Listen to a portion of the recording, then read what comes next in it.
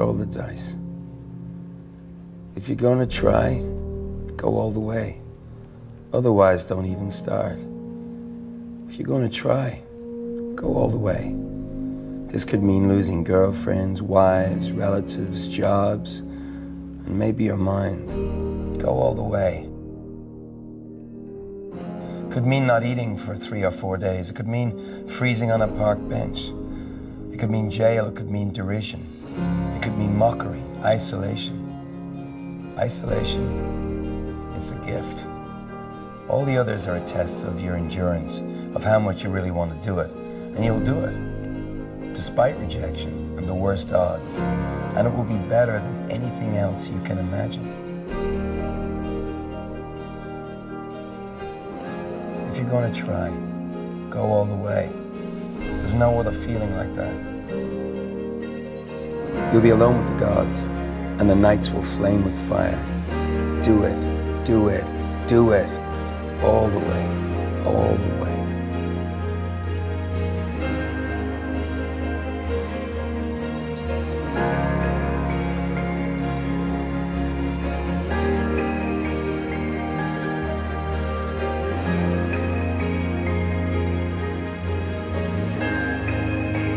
You will ride life to perfect laughter. It's the only good fight there is.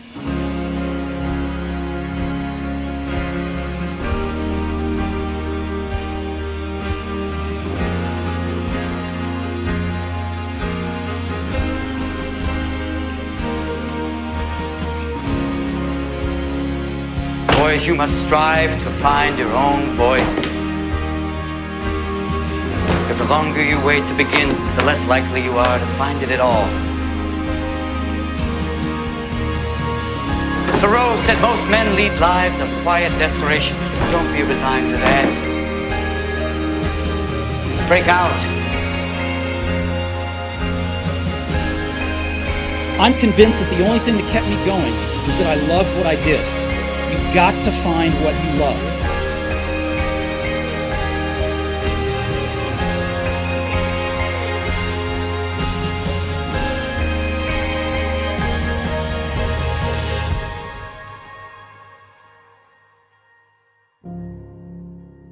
Your life is your life.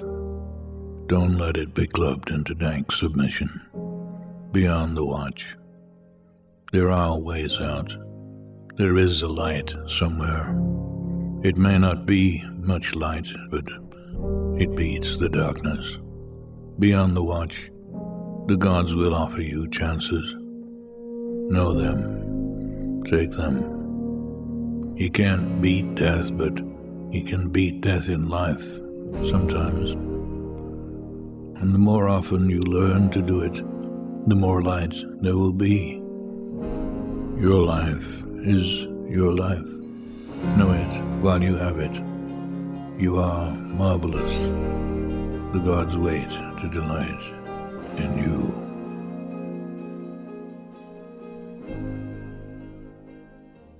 I said, empty your mind, empty your mind.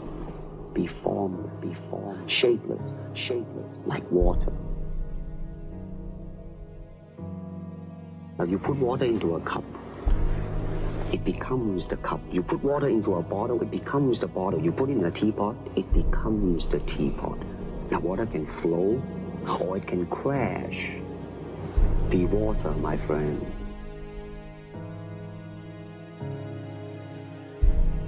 I do not look upon myself as a star. I really don't. I mean, believe me, man, when I say, you know what I want to think of myself? As a human being.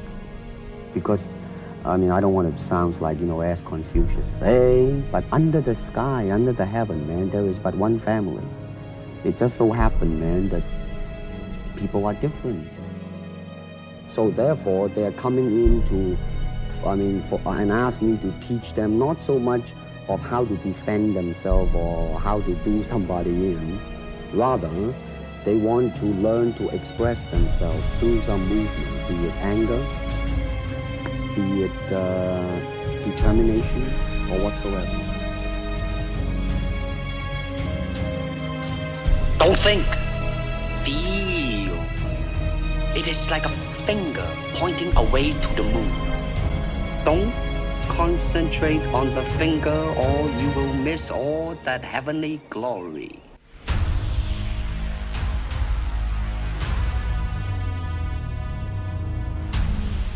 All type of knowledge ultimately means self-knowledge. Ultimately, martial art means honestly expressing yourself. Now, it is very difficult to do. I mean, it is easy for me to put on a show and be cocky and be flooded with a cocky feeling and then feel like pretty cool and all that. Or I can make all kinds of phony things, you see what I mean? But to express oneself honestly, not lying to oneself, and to express myself honestly, that, my friend, is very hard to do. If you honestly express yourself, it doesn't matter. It will bring more understanding. More things that are, like different, And maybe in the contrast of comparison, some new thing might grow.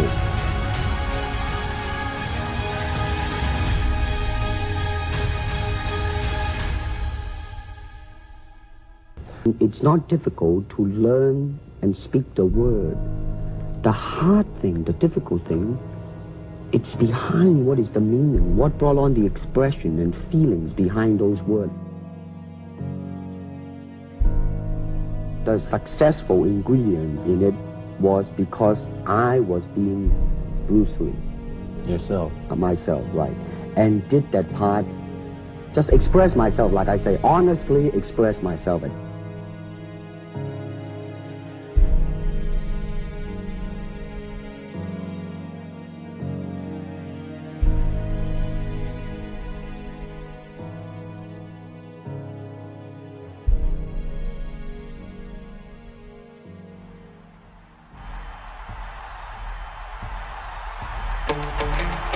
I keep my eyes on the prize.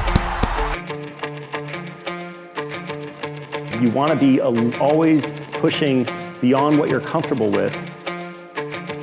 Don't wait to be asked, because nobody's going to ask you. And don't wait for the perfect conditions, because they'll never be perfect.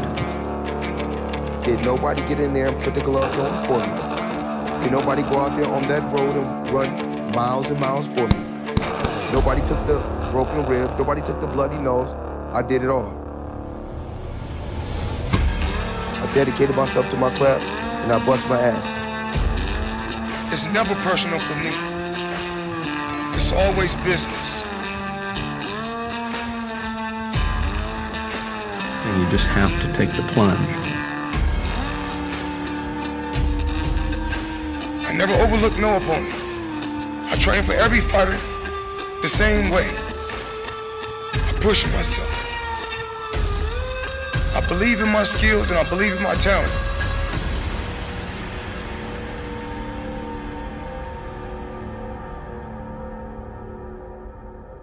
There's always a way if you're committed.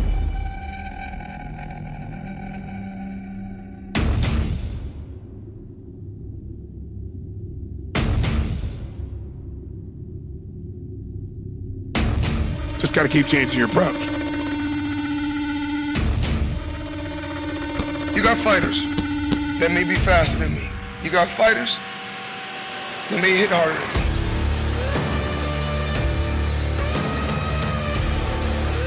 But you don't have no fighter that can make adjustments like me.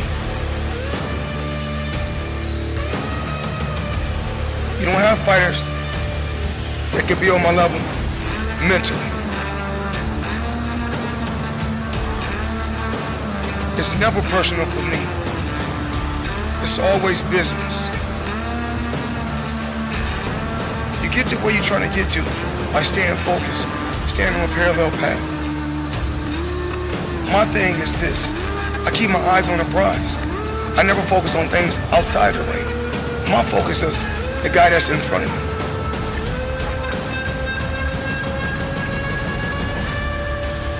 I always had a dream, and my dream was to be the best. No matter what happens. When it comes down to boxing, I'm the best at this.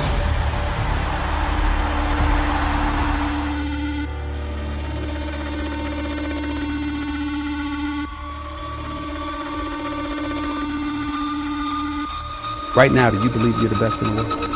I feel I'm the best ever.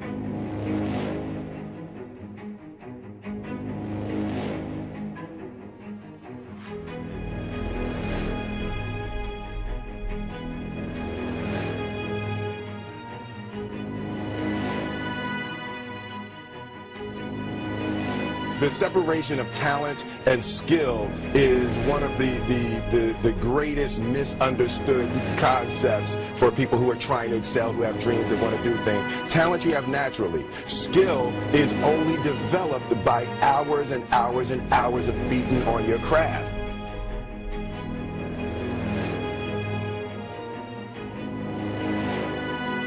People that are hungry are unstoppable, Mr. Brown.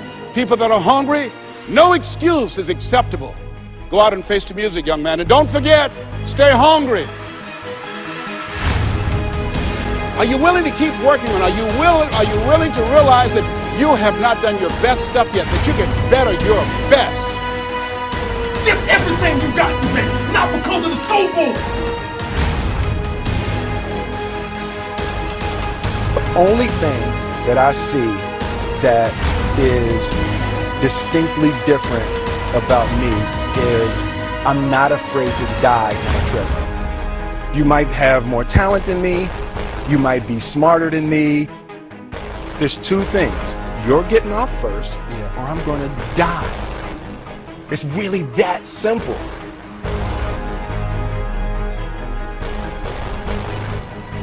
It's about winning one-on-one battles. Fight through fight.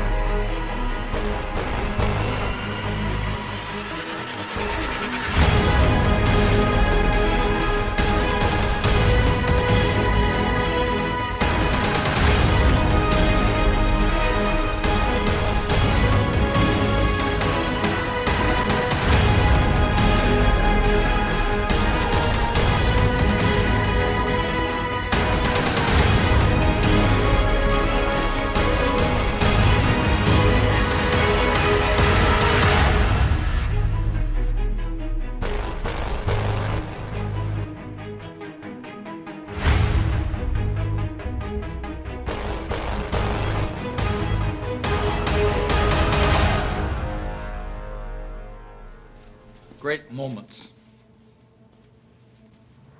are born from great opportunity. And that's what you have here tonight, boys. That's what you earned here tonight.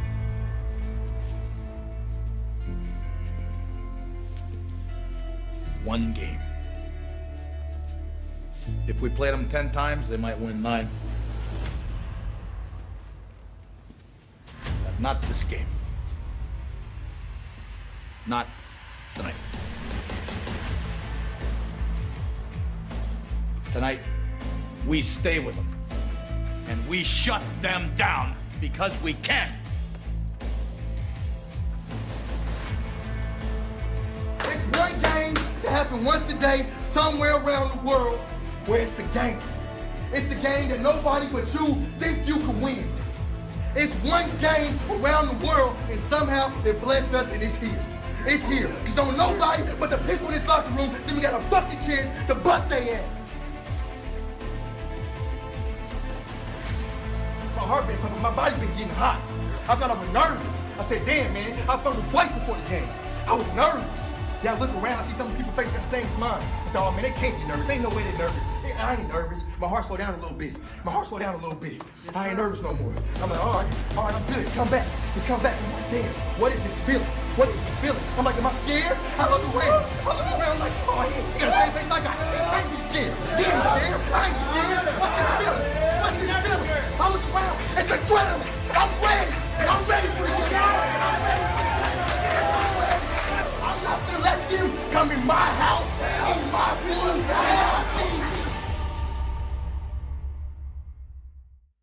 It's our time.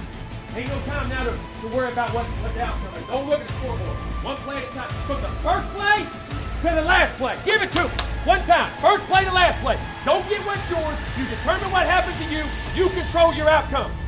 You control what happens to us. We do. Nobody else in the country can say that every evening.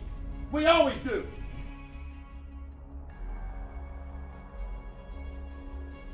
There is no fear. There is no timidity. You're a bunch of lions. You're a bunch of lions chasing the lion into the lion's pit. And we're crawling out, bloodied and whatever it takes, man. Just one play at a time, all right? That's visualization or whatever. Just go play one play at a time like it's your last play. This is what you were meant to do. This is what you worked for your whole life, right?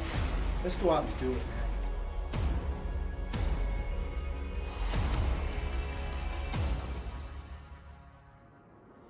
You out hit them, you out hustle them, you out work them, you out compete them.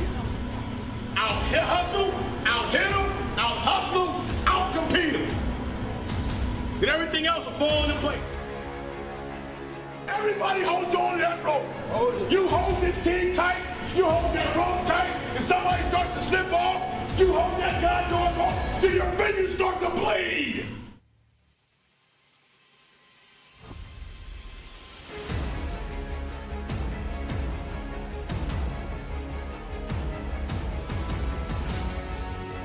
Forget about the crowds, the size of the school, their fancy uniforms, and remember what got you here. Focus on the fundamentals we've gone over time and time again. And most important, don't get caught up thinking about winning or losing this game. If you put your effort and concentration into playing to your potential, to be the best that you can be, I don't care what the scoreboard says at the end of the game, in my book, we're going to be winners. Okay?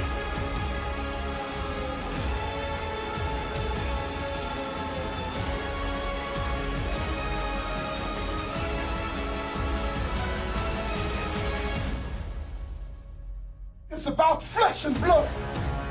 It's about a heartbeat that beats strong. It's about a passion that is unyielding. And I want you men to know today is your hour. It is your time. It is your moment. Go take it. Go do what you've been prepared to do. In the words of my middle school coach here, don't fight. You can't fight no more. You can't fight no more. Don't lie down and bleed a while. We gonna get up. Fight some more. Don't you say it, repeat it after me when I say it. We gonna fight? We'll fight. You can't fight no more. You can't fight no more. Don't lie down. Don't lie down. Bleed a while. Bleed a while. Don't get up. Don't get up. Fight some more. Fight some more.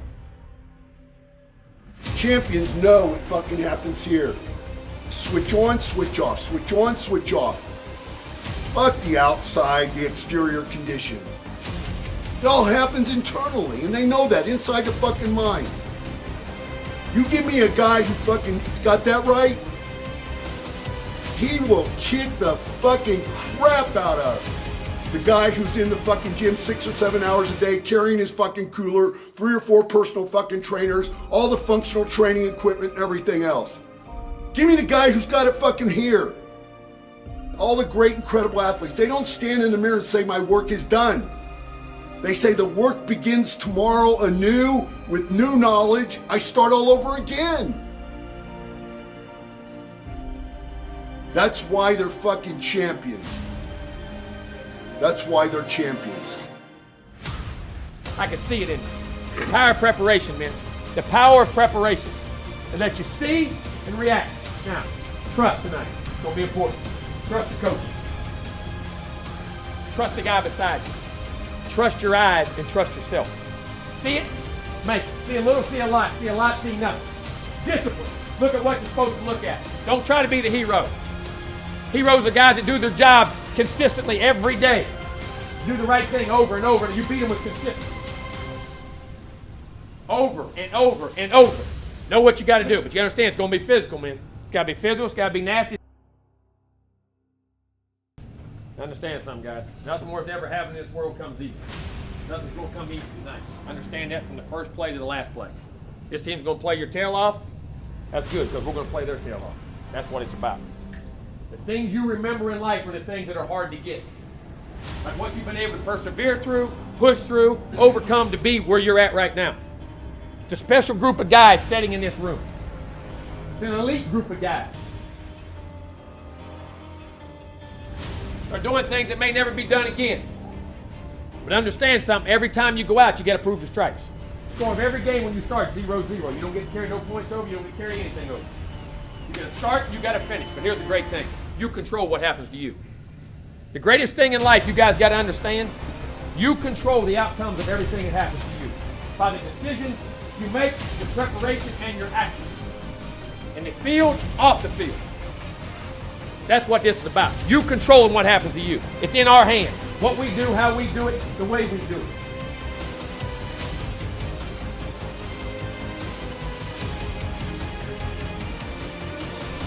Now you just got to execute and do it. That's going to take three things now, guys. You got to have great emotion in this game. You got to have great togetherness in this game. But at the same time, you got to be able to think and function. The man can keep it high, can process the information, make great decisions in the game. Don't be selfish. Don't let your pride override anything with your team. Make smart decisions in the game. You play physical, you play violent, but you play clean. You play penalty-free. You tackle, you hit on the rise, step on the toes.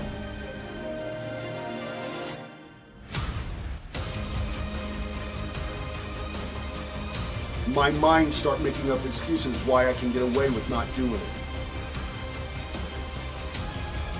As soon as that starts to happen in your mind, you need to scream out, fuck you. Fuck you. You say to yourself, you're going to tell me, you're going to try to talk me out of doing what I know is good for me, makes me a more powerful human being, that means something to the quality of my life? You're going to try to talk me out of it? Fuck you! This is how I'm going to punish you. Because in life, that's what it's about. Holding on, lifting as we climb. So tonight, we lift as we climb. We hold on to the rope.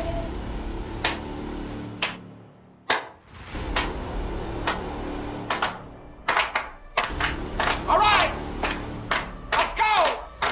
Let's go. Let me hear it.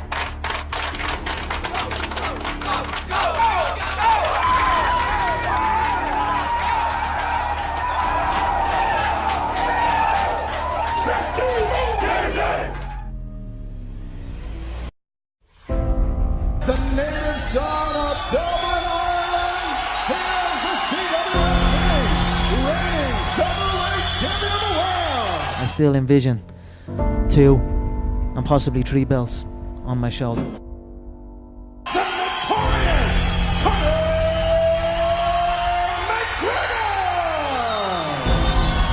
McGregor! Living my dream. I'm living my dreams. I set out to do something and I'm doing it. The last time you were actually a fan in this building was UFC 93. I was sitting right over there. You were just a fan? Yeah, I was just a fan. When I sat here in this crowd, UFC 93, and saw all these guys, I realized it's there. It's there for the taking if I put the time in. And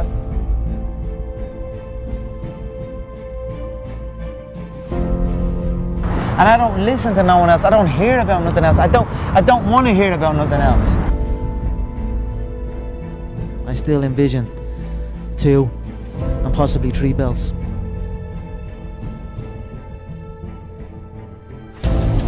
If you can see it here and you have the courage enough to speak it, it will happen.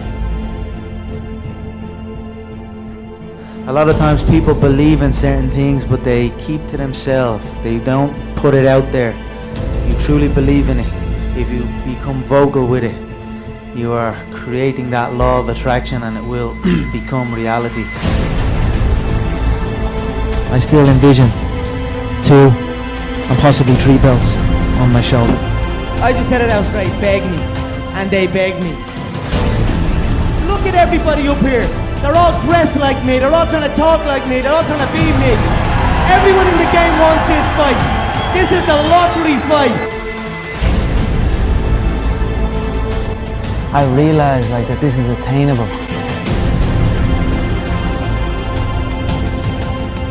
I'm gonna wrap one on one shoulder. I'm gonna wrap the other on the other shoulder.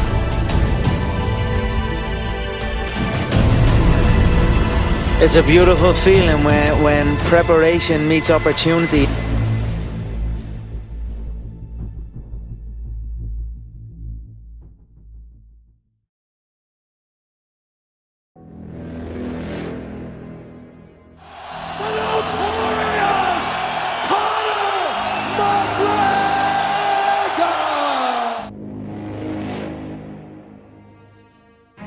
When I was a kid, I used to always visualize stadiums, raising my hand and visualizing an arena full of fans. And that was something I'd done as a kid out on my own. But most certainly, I'm looking to replicate what I have achieved in my previous promotion, a 2-weight world champion, held consecutively. I said I would do it, and I will do it.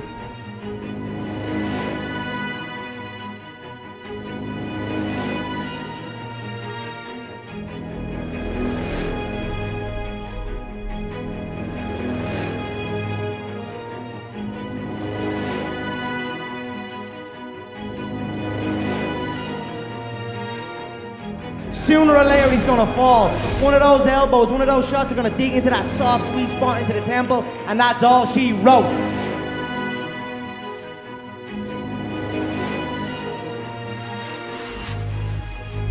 Two-weight world champion, UFC history, New York, the Irish are back.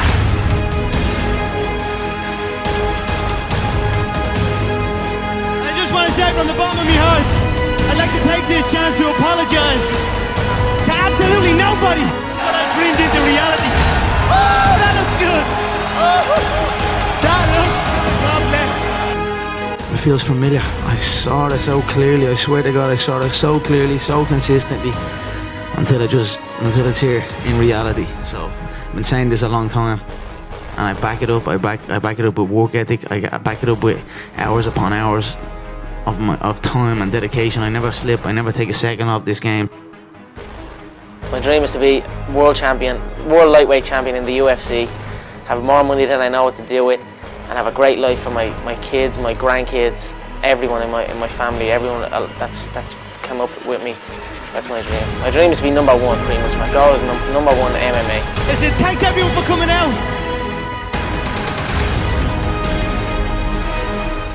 Nothing is impossible, you know what I mean? You can achieve anything.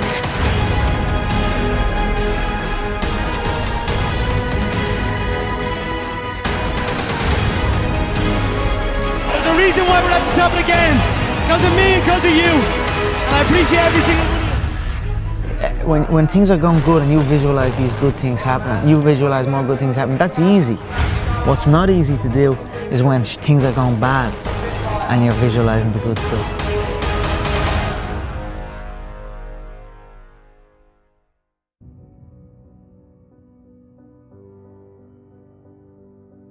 He said, when life can no longer threaten you with death, he said, what else is there? What else is there? And the majority of the fears that we have are not life or death fears. They're not those kind of fears. But through our imagination, we blow them out of proportion and we give them more power than they actually have or deserve, and we permit them to govern our lives.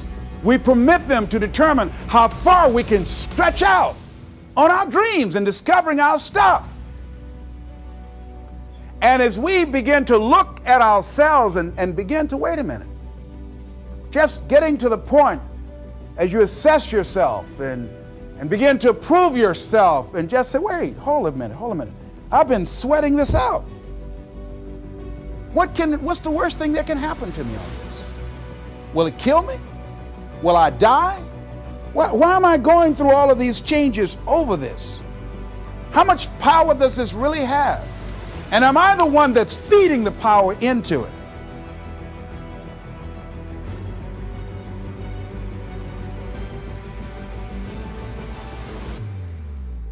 You can either live your dreams or live your fears. And I think the majority of people actually are not living their dreams, but are living their fears. So I want to ask you a question. What are your fears? What are you afraid of? What are you scared of? Because we all have fears, don't we? We all have something that's blocking us, that's holding us back.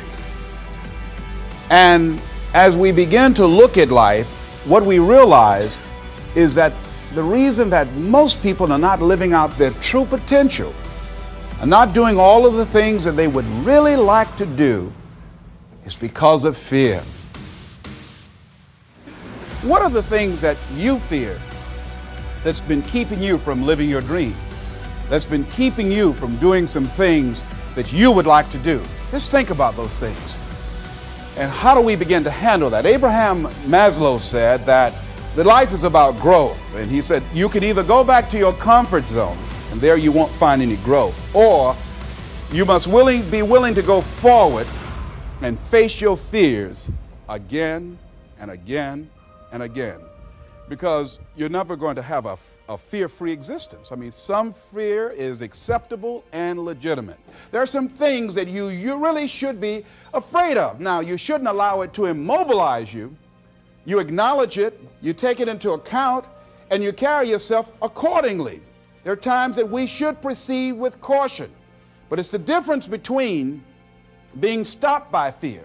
It's the difference between having a fear and the fear having you.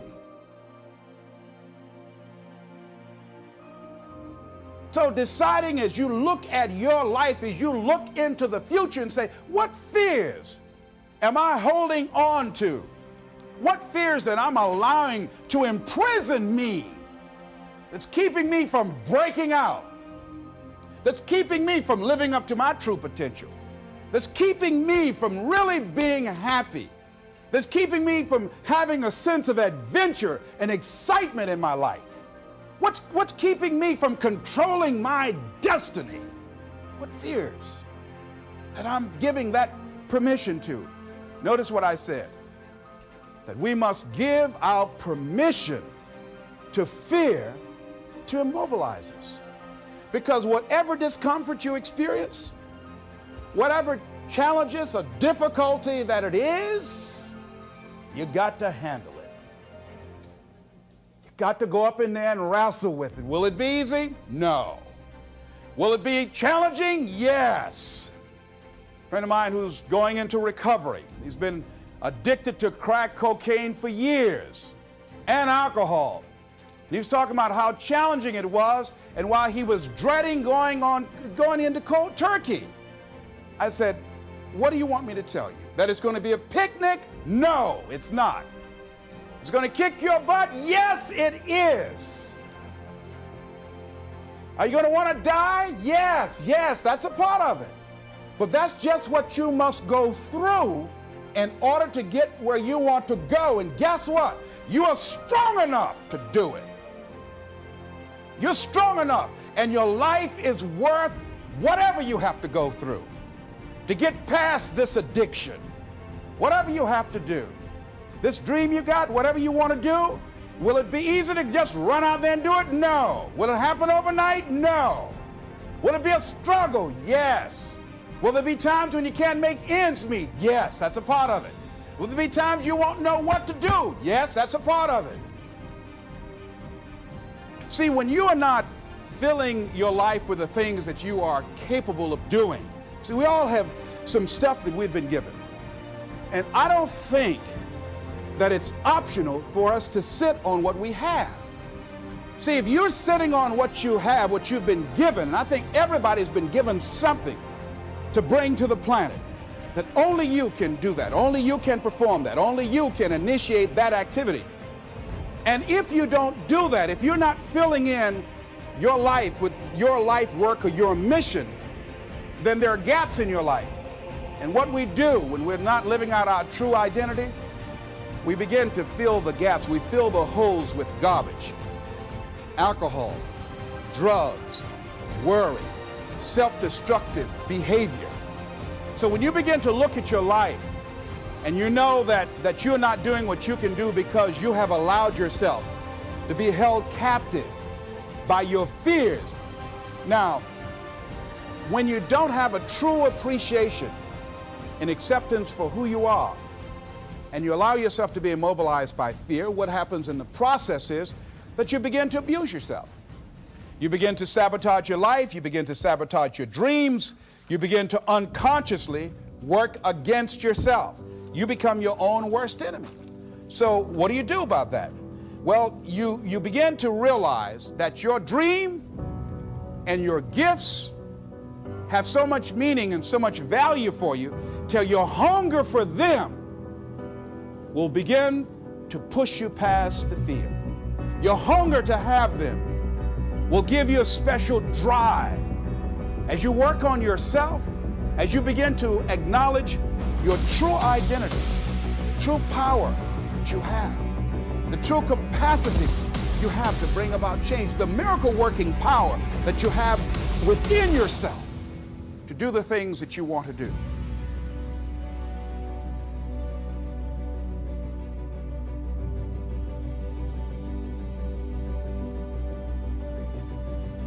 But there's some people, because of their personality, because of their contribution, because of the investment of their time and their energy and the impact they have there, that when they go, everybody will miss them. See, when Mother Teresa checks out, everybody will know. When Rosa Parks, everybody will know. Nelson Mandela, everybody will know. Why? Because of their contribution. See, but there's some people, because their contribution is so small, no one will care. So I'm saying, before you are boxed and buried, decide that you're going to box and bury your fears. Decide that you're going to begin to live life on a new level, seeking out new horizons, that you're going to find more love and more joy and more ways to give more to life. We go through life really blocking ourselves constantly, and fear is one of the greatest instruments that we could use to stifle our true potential. When you begin to look at your life, you can decide to use fear as a blocker, or you can decide to use it as building blocks. But you decide, hey, look here, I'm going to move in this direction. I'm not going to allow anything to stop me from doing what I want to do. Now, life is too short for that. Too short and unpredictable, moseying through. Not trying to disturb anything, not trying to shake anything up, not trying to make any waves. You see, there are some people who come through the universe, and their level of contribution and the level of energy they manifest is so small, so inconspicuous, that when they go, you won't even know they left. Everything a man does for himself, guess what? He takes with him. But everything he does for others, he leaves behind. So when you begin to say, what is it that I want to leave? What contribution that I want to begin to make? What difference do I want to make in life? What is it that I want to do with the rest of the life that I have left? What chances I need to take? What risks do I need to begin to embrace? What fears do I need to step on? What areas of my life am I dead right now? What dream? You can either live your dreams or live your fears. You have got to get to a point where you say, I'm sick and tired of living like this. There's got to be more. That's when people go out and strike out on their dreams. That's when people get out of relationships where they're dying together rather than growing together.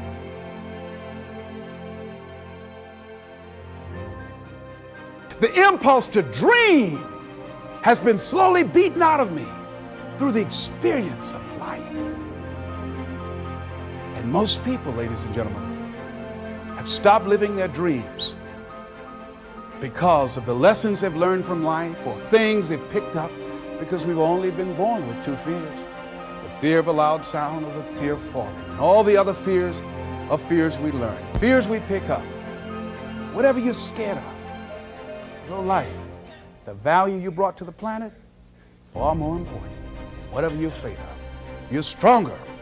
So as we begin to look toward the future and look at what will it take for us to break through those fears, one, acknowledging the fear, knowing it's all right, some fear is healthy. Beginning to know that your dreams, your passions, your drive to achieve whatever it is you want, as it has more power and meaning, it will move you past your fears. As you begin to feel that you deserve it, your passion and goal is so strong, the fears won't matter. As you begin to trust yourself and put yourself in the situation where you have to make it happen, you will make it happen. Ladies and gentlemen, I don't believe this. I know this from my own life experience. I know that you've got greatness within you. I know that you have unlimited potential in you. I know that you have something to give to the universe. I think it was Joe Frazier who said this one. He says, all of us are like the blind man at some point in our lives standing on the corner, waiting for somebody to lead us across. See, all of us at some point in our lives need some help, need someone to reach out to us, to throw out the lifeline, to help us go across some treacherous waters that we couldn't navigate by ourselves. None of us do it by ourselves. All of us at some point in our lives. We need that kind of help. We need that kind of assistance, because we grow from the people we have in our lives that can enrich our lives personally, professionally, spiritually, and all the dimensions of our lives. We don't grow in a vacuum. So as you look at yourself, what are the fears you have that maybe you need some help in strengthening yourself in that area? As you assess your strengths and your weaknesses, as you begin to prove yourself and your passions and your dreams and your goals and the things that you want, if you decide to experience all of your true potential, as you decide to manifest all of your greatness, as you decide, wait a minute, what else is available to me out here if I decided to experience the fear of rejection, the fear of no, the fear of failure, the fear of standing by myself? What else is available? Of taking a chance, a fear of losing it all. What else is available to me that will bring some extra meaning and value? The fear of people not liking me. You know how many people do things they don't want to do because they want everybody to like them? Accept yourself, then you accept the fear as a fact and not a force. See, when you accept yourself and you accept fear as a fact, that means that it's something that happens, it's something that you're going to experience, but it is not a force to hold you back. It doesn't have any special power other than that you give it. So you accept the fact that you are afraid, and then you move on anyhow.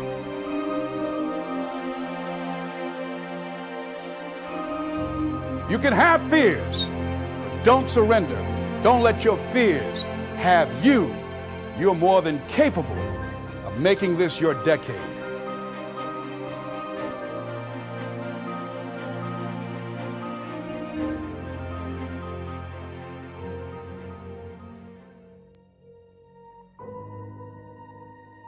People die every day, Frankie. Mopping floors, washing dishes. You know what their last thought is? I never got my shot. If she dies today, you know what her last thought will be? I think I did all right.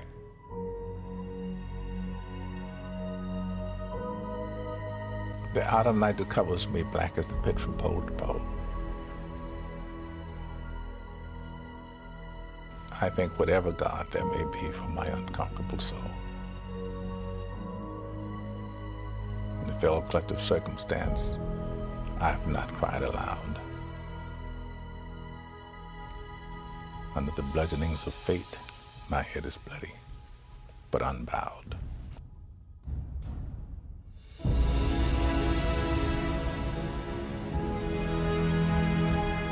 Beyond this place of wrath and tears looms but the shadow of the shade. Yet the menace of the years finds and shall find me unafraid. Someone asked me once, and you're about to do it, what would you do if you weren't an actor, if you didn't make it as an actor? I have no idea.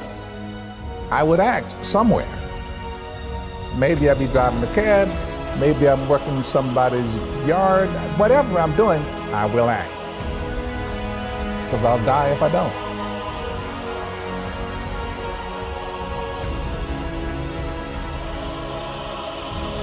You do it because you have to do it. If you spend 20 years waiting tables, at night, if you were a writer, you're writing. And it's the same thing with any discipline. Painters paint. I don't care what else they have to do to put food on the table or pay the rent, they're painting. And I think that's the same way all the way around.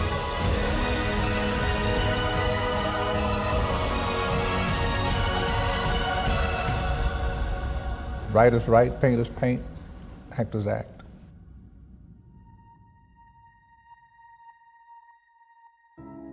Matters not how straight the gate, how punishment charged the scroll. I am the master of my fate. I am the captain of my soul. I spent so many years trying to figure out how. I wasted 14 years. See, once you commit yourself, the how will come, the way will come. You have the ability to do more than you can ever begin to imagine. The most difficult thing I've ever done was to believe that I can do what I'm now doing. But imagine, if you will, being on your deathbed and standing around your bed, the dreams given to you by life, the ideas that you never acted on, the talents, the gifts, the abilities that you never used. And there they are, standing around your bed, looking at you with large, angry eyes, saying, "We came to you. And only you could have given us life. And now we must die with you forever." If you died this very moment, what will die with you? What dreams? What ideas? What talents? What leadership potential? What greatness that you showed up to bring? That you allowed fear or procrastination to hold you back? I refuse to die an unlived life. Don't worry about the odds. You want to raise the bar on yourself. Most people won't do that. See, most people engage in low-life living, low-risk living. If you're not willing to risk, you cannot grow. And if you cannot grow, you cannot become your best.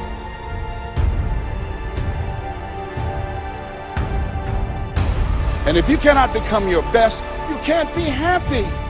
And if you can't be happy, then what else is there? No, I parked. I didn't have my emergency lights on. I didn't want to show up on the radar. I parked. You know how long I parked? I parked for 10 years.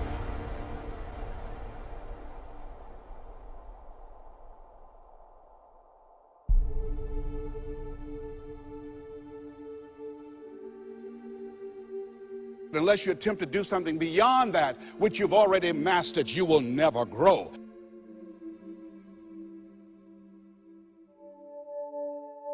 And so You want to begin to take some chances. You want to begin to challenge yourself and make it okay to fail and learn from your failures. Don't allow fear of failure and the allure, the attractiveness of playing it safe in life to draw you in. You'll discover some things about yourself that you don't know right now. You can't get out of life alive. You got to die to leave here. See, most people stop short of their dreams and park and get off the highway of life because of the rejections of life. You will always be rejected. You must be willing to do the things today others won't do in order to have the things tomorrow others won't have. See, once you commit yourself, the how will come, the way will come. And this quote is about a young man. He was a young lawyer in New York. He'd married a beautiful girl. And they had a lovely daughter. And then suddenly, she died.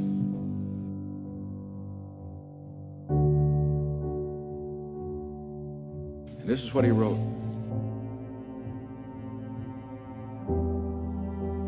This was in his diary.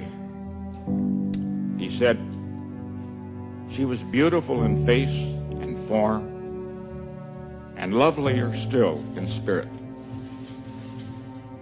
As a flower she grew, and as a fair young flower she died.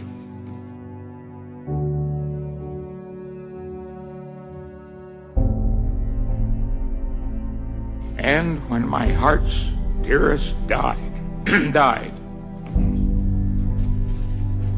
the light went from my life forever."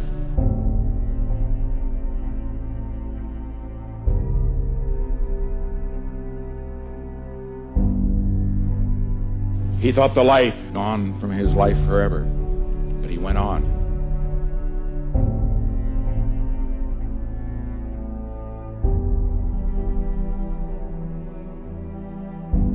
It's only a beginning, always.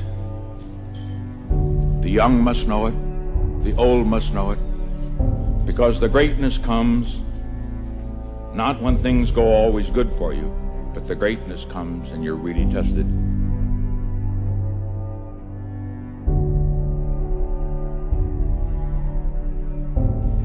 When you take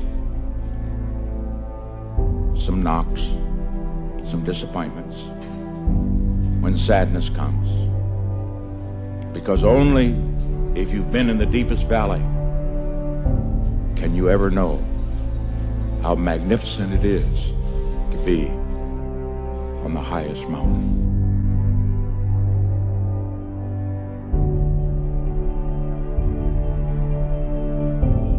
Always give your best. Never get discouraged. Never be petty. Always remember, others may hate you. Those who hate you don't win unless you hate them. And then you destroy yourself.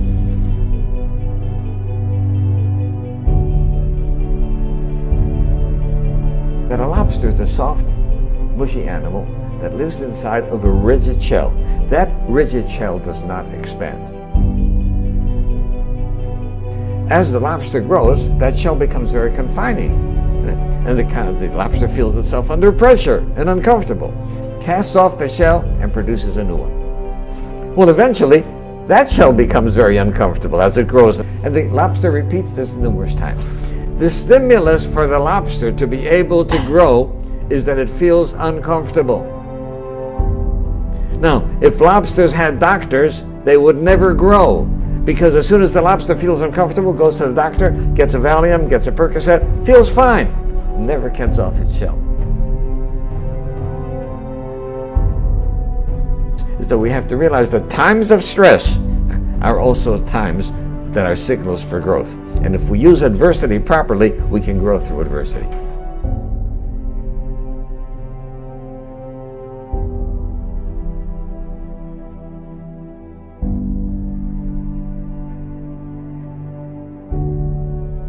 these things happen to you and you think you've been dealt a terrible hand or you've had bad luck, and when you just go with it, you just start improvising, suddenly you realize that you stumble upon some of the best things that have ever happened to you.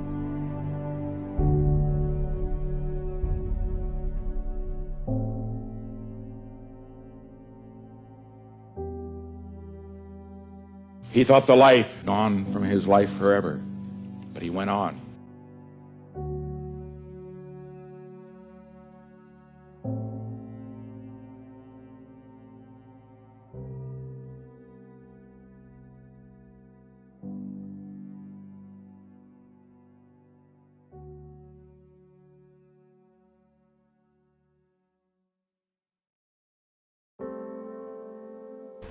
Sometimes, yeah, you've got to cut a little piece of yourself off, yeah, no matter how much it hurts, in order to grow, yeah, in order to move on.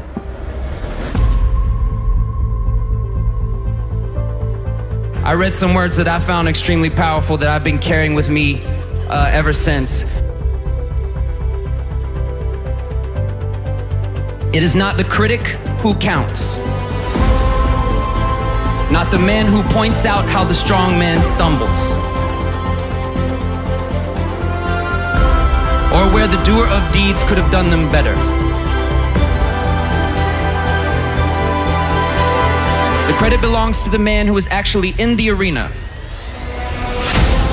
whose face is marred by dust and sweat and blood, who strives valiantly, who errs, who comes short again and again, because there is no effort without error and shortcoming. But who does always actually strive to do the deeds, who knows great enthusiasms, the great devotions, who spends himself in a worthy cause, who at the best knows in the end the triumph of high achievement, and who at the worst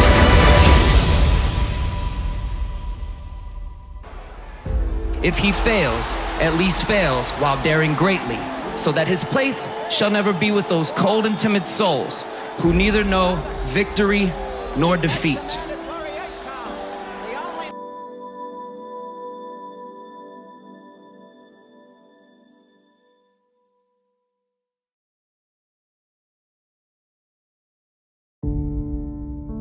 You will have good days and you'll have bad days, but you will always learn something more or something new, and you will learn more overall on bad days than good days. I'm here to say you will make mistakes along the way. You will fall down. I have, many times. Even Ali did. But what we do after that fall is how we make history, because impossible is nothing. These are words to remember when anyone tries to tell you to give up, tell you to give in, because whatever you're trying to do is impossible. The champ said this: impossible is just a word thrown around by small men who find it easier to live in the world they've been given than to explore the power they have to change it. Impossible is not a fact. It's an opinion.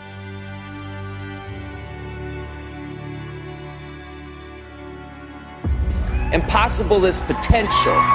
Impossible is temporary. Impossible is nothing.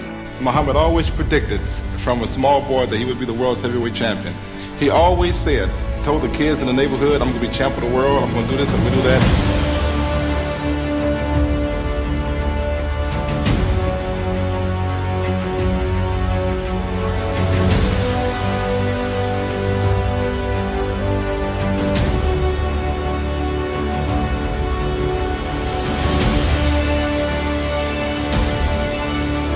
Chicken Soup for the Soul was rejected by 144 publishers.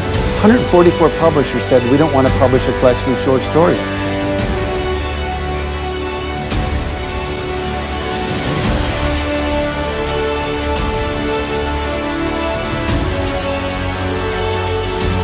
Now, have you ever told someone your dream and had them laugh out loud? He laughed out loud.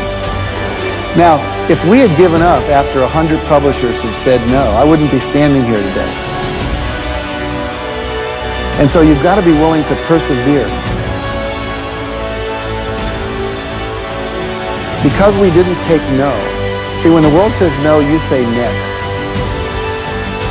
I think the biggest disability that we have as human beings is unbelief.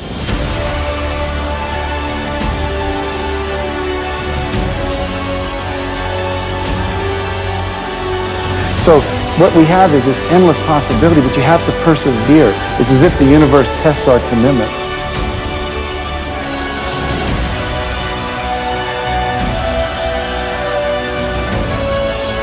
And so today we have 147 titles in print. We sold over 115 million copies. We're in 47 languages.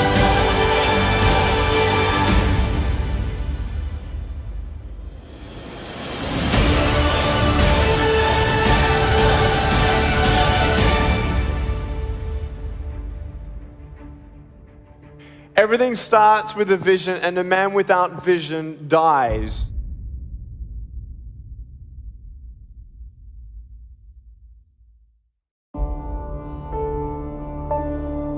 A brass bell that hangs in the center of the compound for all the students to see. All you have to do to quit is ring the bell.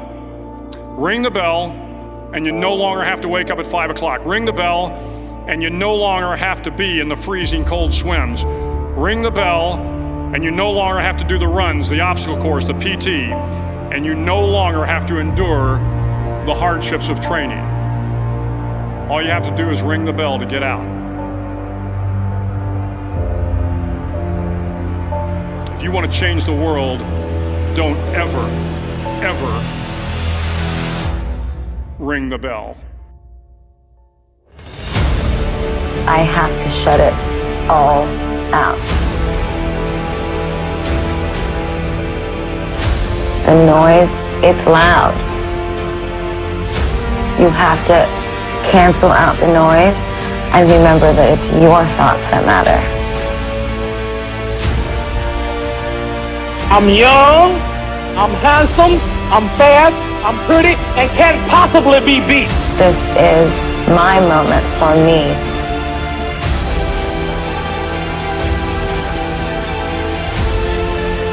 You will learn more about yourself, you'll learn more about relationships, you'll learn about life and principles, and it'll build your character.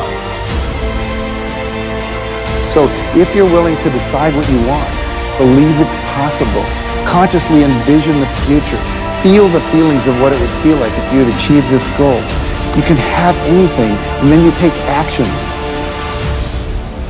I am the greatest.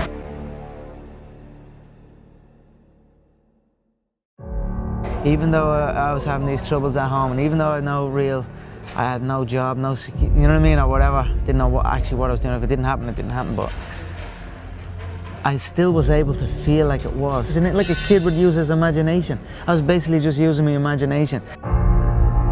Some people can see farther than others. We all live in our own world of limitations. Some people can see farther than others.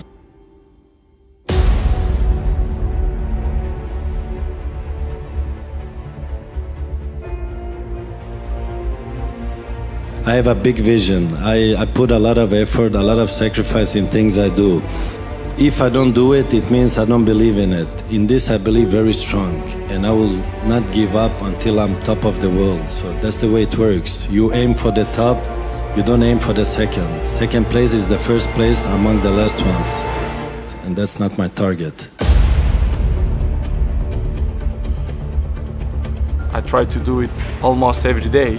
This is why I'm in a top level many years. Because I do it extra outside.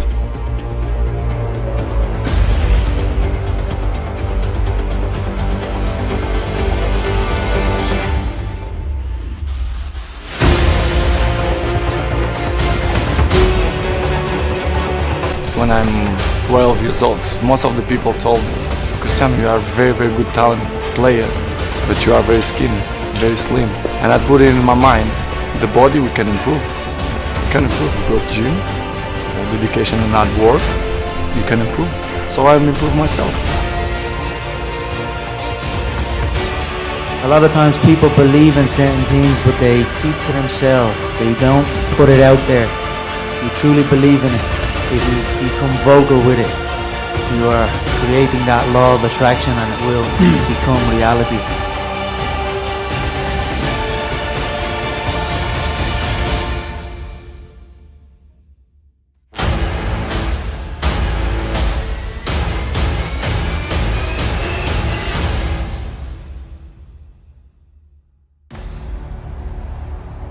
I want you to see yourself doing what you want to do, experiencing what you want to experience it.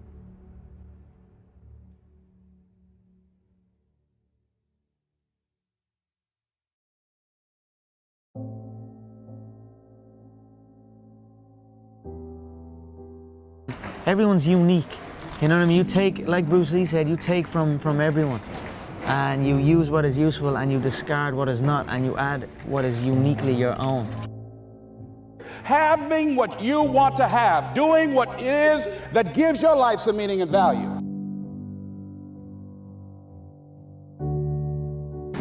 People who go against the odds, I suppose. You know, people who do stuff that hasn't been done before, and people who do stuff that people say they can't do.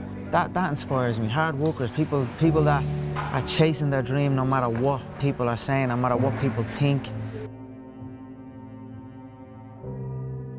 Is a lot of people just go do what they feel like they should do and live with the status quo and you know, go live by all these rules and hey, this is going to be okay. You know, just go accept your average 9 to 5 rather than striving for something, because the ultimate goal isn't to succeed or fail. The ultimate goal is to give it everything you have for something that's on your heart and a dream, and pursuing that. And if you get to live out your dream every single day, then the result doesn't matter. I can look back 20, 30 years from now and be able to look at this time and say, you know what, I gave everything I had.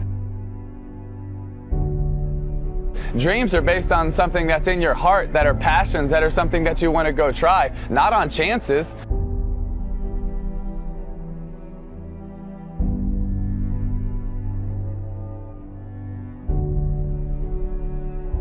I've been on the end of many defeats in my life, and I've rose back, so I will not shy away from it.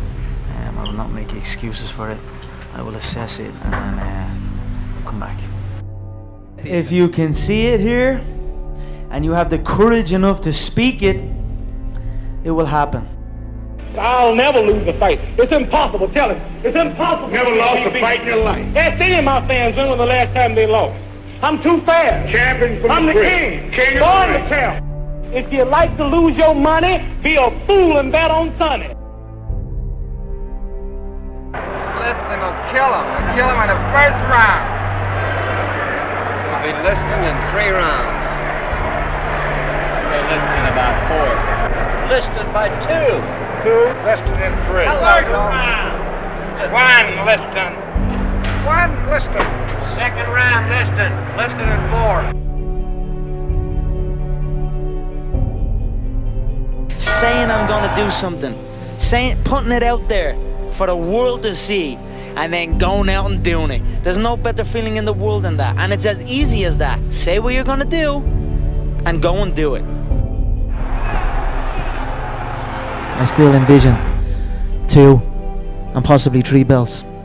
I'm gonna go with Eddie Alvarez in the main event. Eddie? I don't see how Conor can beat a heart like that. I think Alvarez wins. I think Eddie has all the tools to get the job done. The notorious Conor McGregor!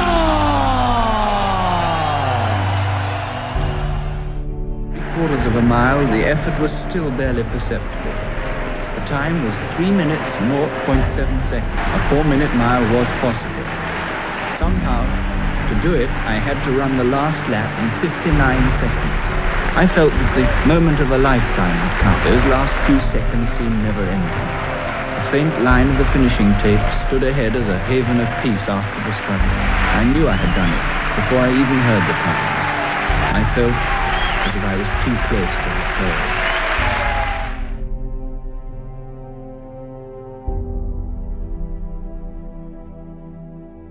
And I remember thinking, if I can get through this, it'll may be as hard, but it's impossible for it to be hard. And I've had a lot of hard times since. He thought the life gone from his life forever, but he went on. When you take some knocks, some disappointments, when sadness comes, because only if you've been in the deepest valley can you ever know how magnificent it is to be on the highest mountain.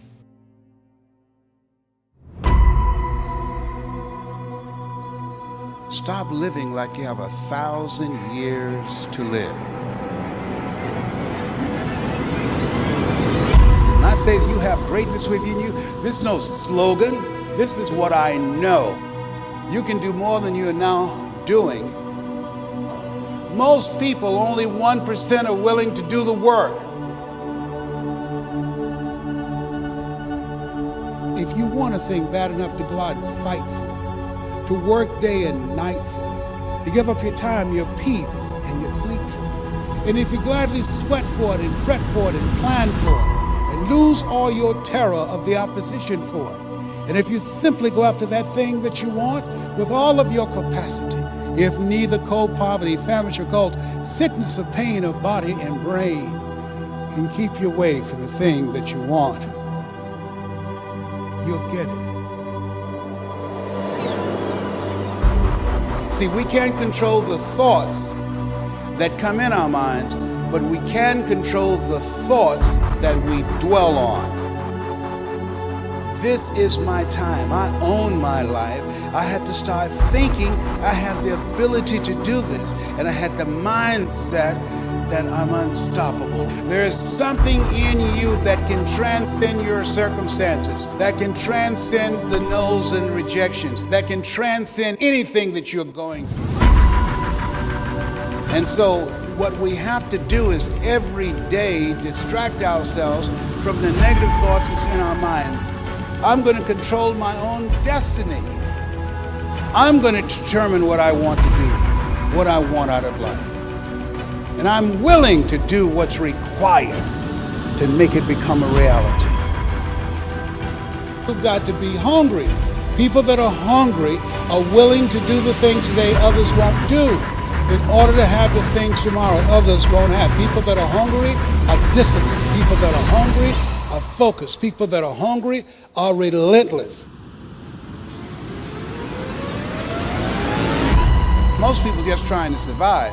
Most people, when they die, they leave liabilities rather than build a legacy.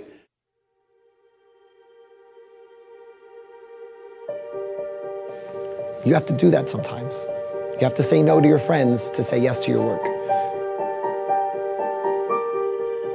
Because what are you gonna do? Like, lose that idea because you decided to have a drink with your friends? Like, it's not worth it. Your friend will be there. The alternative is you go through life and you had this great idea and nothing came of it because you got tired. And yeah, sometimes you don't go to the party that all your friends are at because the idea is calling to you in that moment.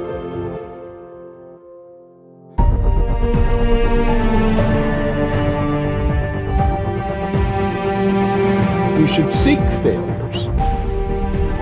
See, if you're playing it safe, you're not going to win. It's by trying things that you figure out how far you can go. You got to get outside the box.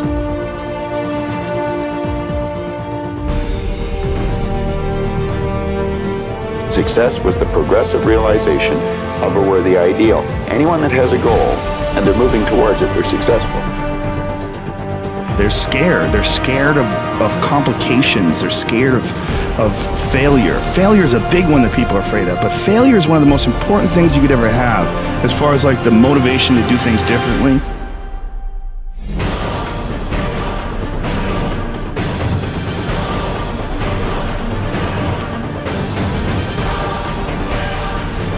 To live a great life, you must be prepared to fail, sure, and to die maybe as well.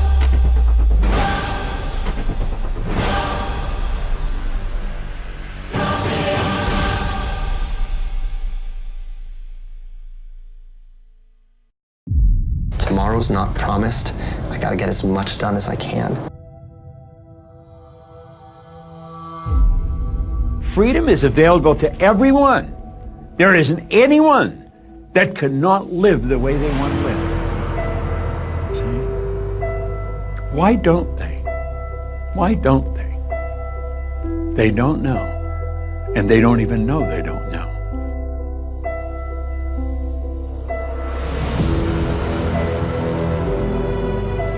We get so caught up in the day-to-day of living that it's, how many of us really experience life while we're living it?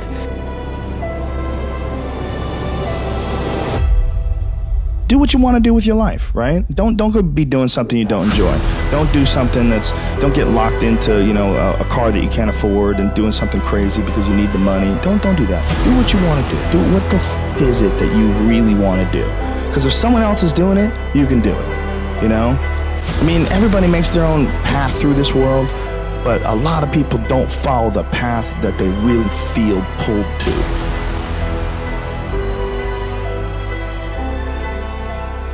Everyone encounters difficulties. There is no easy road. It does not exist. It is impossible. Everyone has issues. Trust me, everybody has a hard road. We all go through hard times. We all go through depression. We all go through doubt. That is what makes you a person. And those difficult moments are what build your character. Sometimes you just got to get up and get shit done.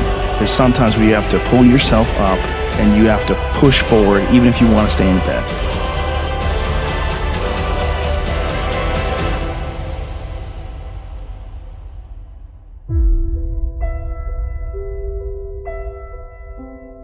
Sometimes life's going to hit you in the head with a brick. Don't lose faith.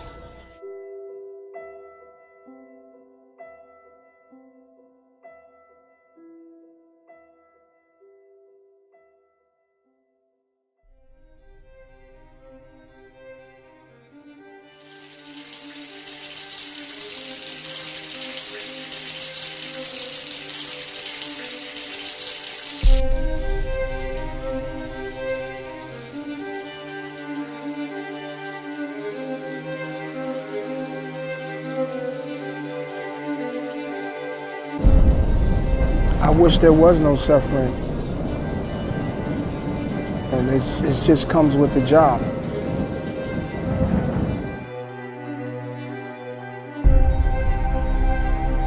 Some of the greatest work comes from pain, or some great work comes from love, from loss. It's like wanting to be the best at whatever you do. Never stop until you're the best. Like, I don't believe in doing anything halfway. I believe in going all the way. So, you never stop.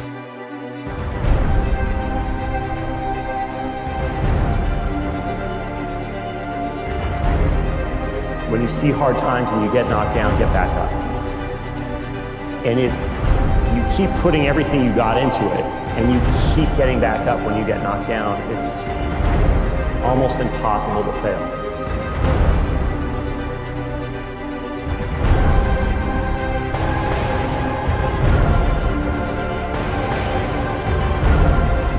Push until it hurts, or you want to be always pushing beyond what you're comfortable with, and you're sweating just a little bit all the time. And when that happens, when you're constantly pushing beyond what you think, what you know is possible, you're always sweating a little bit, and you're always a little bit nervous. But that is the drug.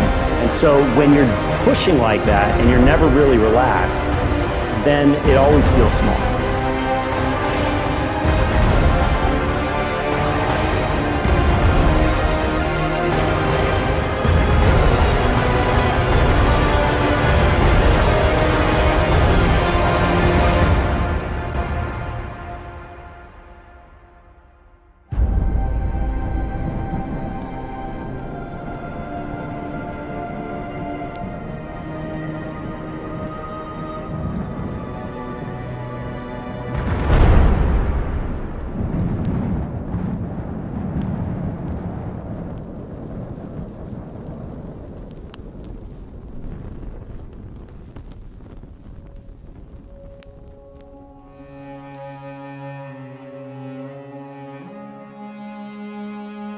anything you want, good, you can have.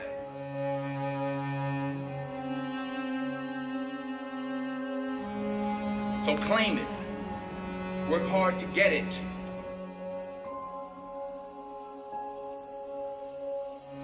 When you get it, reach back. Hold someone else up. Aspire to make a difference. I found that nothing in life is worthwhile unless you take risks. Nothing.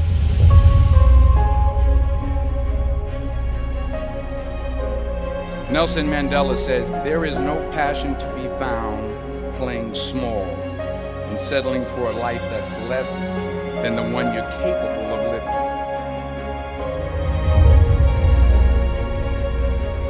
To get something you never had, you have to do something you never did. Les Brown's a motivational speaker. He made an analogy about this. He says, imagine you're on your deathbed, and standing around your deathbed are the ghosts representing your unfulfilled potential. The ghost of the ideas you never acted on. The ghost of the talents you didn't use. And they're standing around your bed, angry, disappointed, and upset. They say, we came to you because you could have brought us to life, they say. And now we have to go to the grave together. So I ask you today, how many ghosts are going to be around your bed when your time comes? Can't live my life based upon what other people think about me. So I can't concern myself too much with what other people think. You know, it's just not healthy. I don't think I could continue to do what I do if I was constantly worrying about what somebody thought about it. If you're going to be good at something, it does take a while. Just enjoy the getting there. You're going to get fed up, you're going to get disheartened, and people are going to tell you you're useless. Had all that. But what I can say, after about 15 or 20 years, I learned how to do something well, and I enjoyed that getting there as much as being there.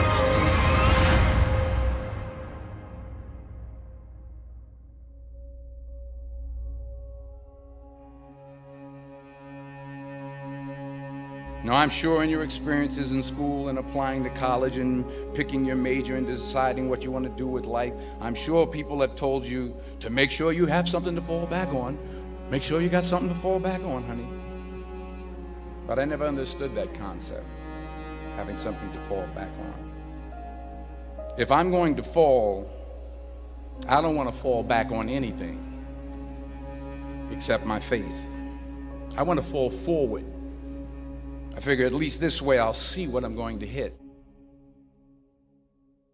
Fall forward. This is what I mean. Reggie Jackson struck out 2,600 times in his career, the most in the history of baseball. But you don't hear about the strikeouts. People remember the home runs. First pitch, right in his wheelhouse, as Don Siegel would say. Reggie Jackson now well on his way to becoming the most valuable player in the 1977 World Series. As the pitching skills get better and better, that hitter needs to be able to adapt and adjust.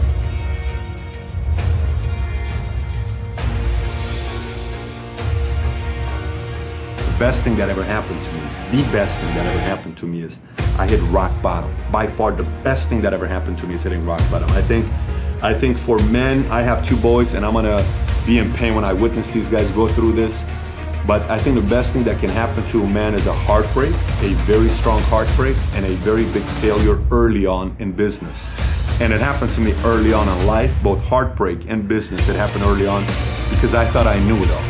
And it was a slap in the face to say, if Socrates says, the only thing I know is that I know nothing, if the greatest minds on their deathbed are saying things like that, what makes you and I think we know everything?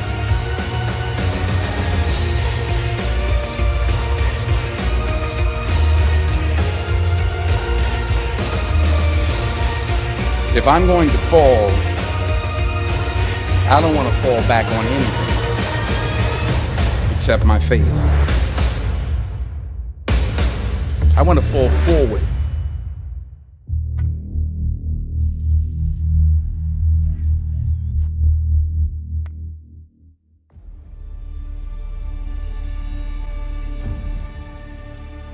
He said, but imagine, if you will, being on your deathbed and standing around your bed, the ghost of the ideas, the dreams, the abilities, the talents given to you by life, and that you, for whatever reason, you never acted on those ideas. You never pursued that dream. You never used those talents. We never saw your leadership. You never used your voice. You never wrote that book. And there they are standing around your bed looking at you with large angry eyes saying, we came to you and only you could have given us life. And now we must die with you forever.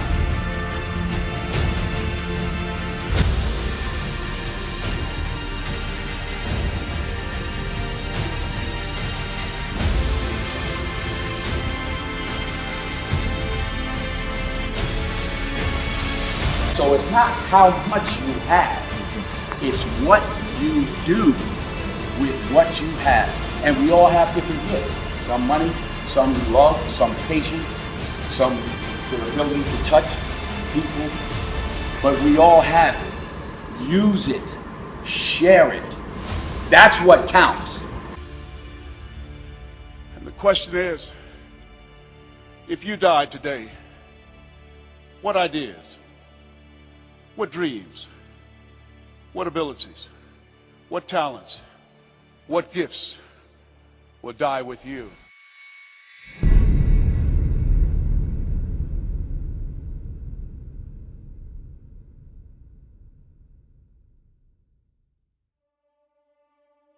Ask the question when you're thinking big, why not you? And answer it.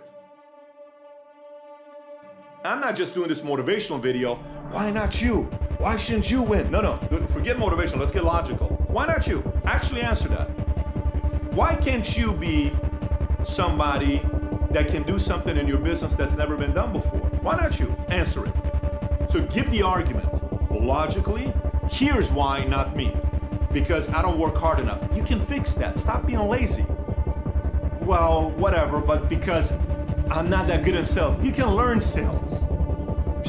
So, okay, because I don't know much about the product. You can learn the product, but why not you? Because no one in my family's been rich. So what? No one was rich in Zuckerberg's family before he became who he is today, and nobody was in Jobs. Jobs' mom even gave him up for adoption. So many things go wrong when you're starting a company, and often I think people ask, what mistakes should you avoid making? And my answer to that question is don't even bother trying to avoid mistakes, because you're going to make tons of mistakes, right? And the important thing is actually learning quickly from whatever mistakes you make and not giving up. Sometimes life's going to hit you in the head with a brick. Don't lose faith. I'm convinced that the only thing that kept me going was that I loved what I did. You've got to find what you love. I mean, there are things every single year of Facebook's existence that could have killed us or made it so that it just seemed like moving forward and making a lot of progress just seemed intractable. But you just kind of bounce back and you learn. And nothing is impossible. You just have to kind of keep running through the walls. So why not you? Make the argument. Why not you? Truly get into it. Then give the other argument. Why not you actually doing this? Why shouldn't you be the person? And say, I'm a very smart person. I love people. I actually like to make money to make a difference in the world. And you know what? I care for people.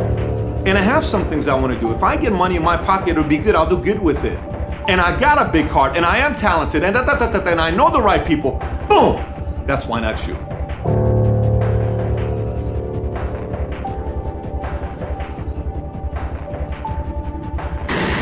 Four years after starting, SpaceX rolled out its first rocket, an unmanned booster called the Falcon 1. Falcon has cleared the tower. But the first 3 test flights failed to reach orbit. When you had that third failure in a row, did you think, I need to pack this in? Never. Why not? I don't ever give up. I mean, I'd have to be dead or completely incapacitated. Who convinced you can't do it? Who convinced you can't be part of a group of people? I watch so many guys on YouTube that, you know, are even some of these guys are considered experts by big magazines and they've written New York Times bestsellers, and they say some shit like, oh, you know, entrepreneurs are born. Give me a damn break. Entrepreneurship can be taught. Entrepreneurship is an inspiration that comes from here for some people that want to solve a bigger problem. What do you mean entrepreneurship is something you're born with? I completely disagree with that statement. Fully disagree with that statement.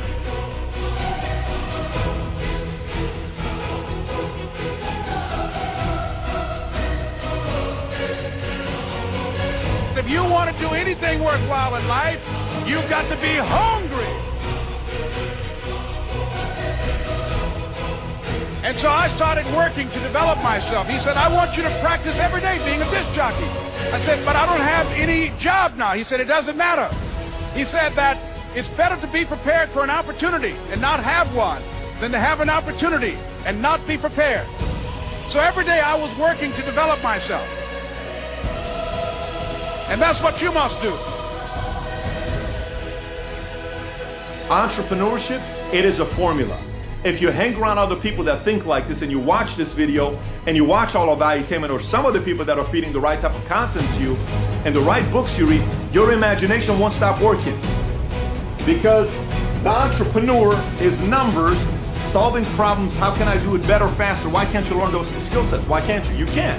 So why not you? And don't let anybody convince you that people who solve some big problems and, you know, are big thinkers, they have to be born being big thinkers. I'm here to tell you, you can figure out the formula to thinking bigger.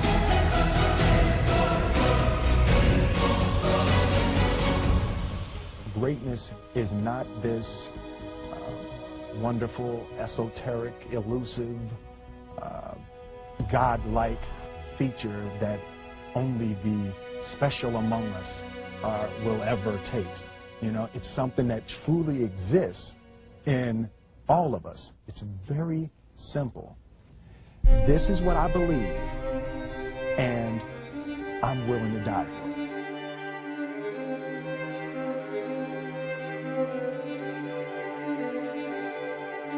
I feel so strongly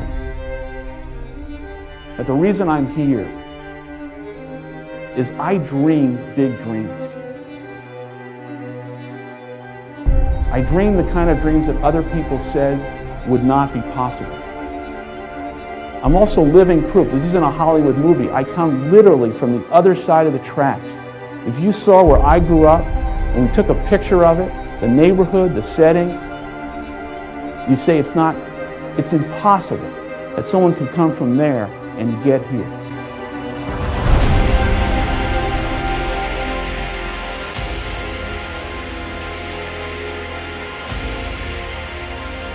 You can do anything.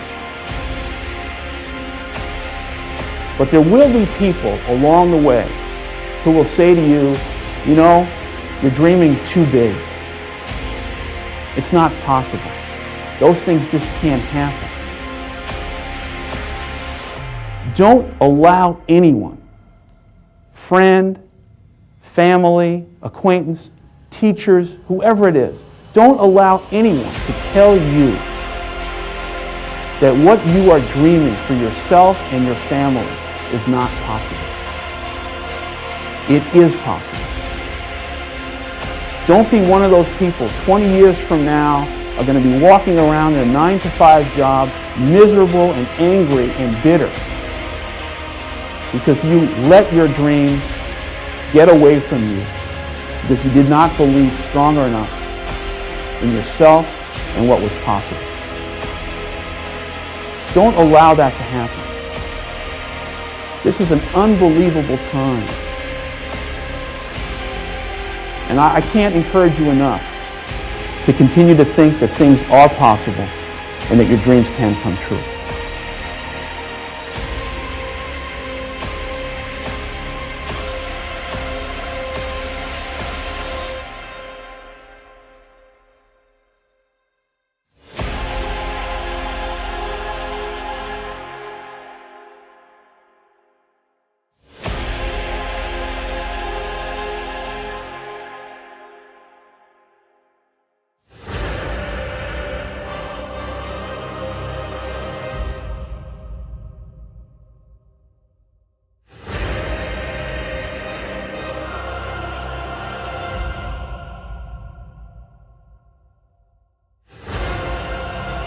Failure is maybe when, at least I feel like I failed when I didn't put everything I had into a problem.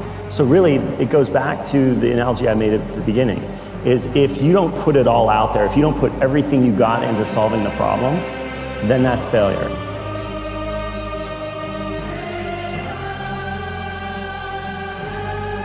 So you have to learn from the mistakes that you make, and you've got to create an environment where people are not afraid to take a risk and not afraid to do things that are beyond what the expectations are.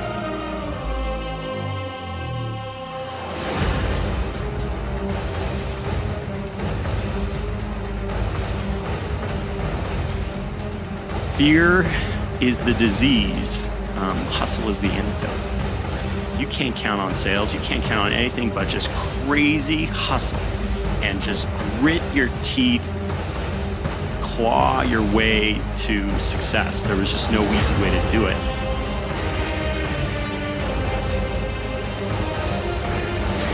In order to be this disruptive to what's going on, you have to be willing to fight. And you have to not be, you can't be shy. Never stop until you're the best. Like, I don't believe in doing anything halfway. I believe in going all the way. You never stop.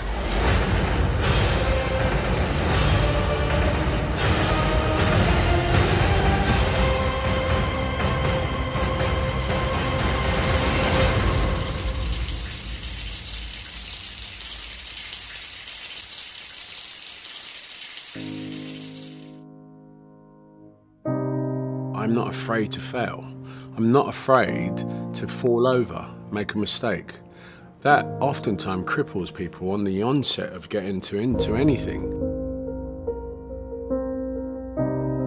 The first time I ever picked up the DJ decks was horrible now, but I'm not afraid of that. I'm not afraid of that feeling. It actually propels me and works quite the opposite. I can do 18, 22 hours a day easily. I'm a veteran at being able to look at an opportunity and go, is that going to take me further or not? Some people don't have that. You won't. It's something you develop. You know, that's why most times out of 10, any head of a company has been doing it for a long time, because they inherently can make a decision in the blink of an eye. But you have to learn that. My breakthrough was actually deciding I wanted to be an actor. The other thing that's important, I think, is to keep your head down. You know, keep your head down. Like when I swim 25 laps, guaranteed if I look up and start counting those laps, I'm petered out by 15. If I put my head down and keep working away and work at technique, work at internal rhythm, work at, I hit that length, I don't even know what length I'm on, guarantee you I'll look up and it'll be 20 and 3 more to go. I think people find themselves incrementally checking how far they've gone. And that, you know, when you compare it to anybody else or whatever, it's just it's a recipe for disaster.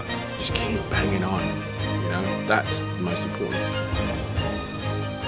Mountain climbers will probably tell you the same thing, you know, there's no point looking. The difference between climbing 100 feet and climbing 500 feet is a point of view. You won't know you're at the top until you get there, pal.